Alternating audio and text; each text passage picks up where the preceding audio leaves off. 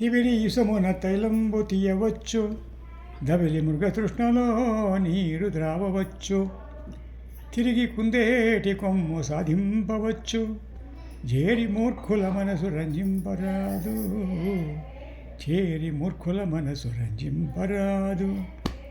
పూరితంబులగు నూతులు నురిటి కంటే నొక సత్క్రతువది మేలు, తత్క్రతు శతంబున కంటి సుతుండు మేలు, తత్సుత శతకంబు కంటే నొక సునృత వాక్యము మేలు చూడగను. సత్యం యొక్క గొప్పతనాన్ని గురించి మహాభారతములో నన్నయ్య భట్టారకుడు చాలా చక్కగా వివరించడం జరిగింది. శకుంతల తన్ను వదిలి వెళ్ళినటువంటి దుష్యంతునితో ఆ సత్యం యొక్క గొప్పతనాన్ని గురించి ఈ విధంగా చెప్పింది. 100 దిగుడు బావుల కంటే ఒక మంచి బావి మేలు, అటు బావులు 100 కంటే ఒక క్రతువు అంటే యజ్ఞం మేలు, అటు యాగాలు 100 యజ్ఞయాగాలు చేసేదానికంటే ఒక సత్యమును పలుకటం మంచిదని సత్యం యొక్క గొప్పతనాన్ని గురించి వివరించాడు.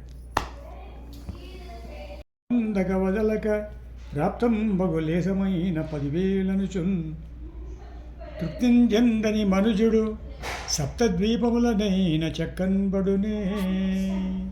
మహాభాగవతములో తృప్తి చెందాలా, తృప్తి చెందకపోతే ప్రయోజనమే లేదని ఉన్నదానిలో తృప్తిపరచాలనే ఉద్దేశంతో ఈ చక్కని పద్యం చెప్పబడింది.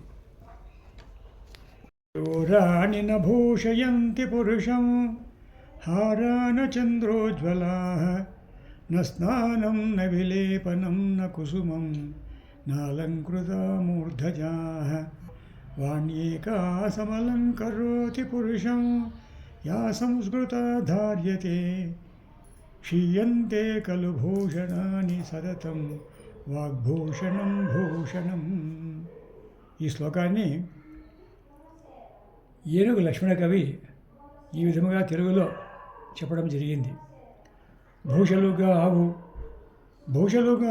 మర్త్యులకు భూరిమయాంగత తారహారము, భూషులుగావు పురుషుని భూషితు చేయు పవిత్రవాణి, వాగ్భూషణమే సుభూషణము, భూషణముల్ నశించునన్యం.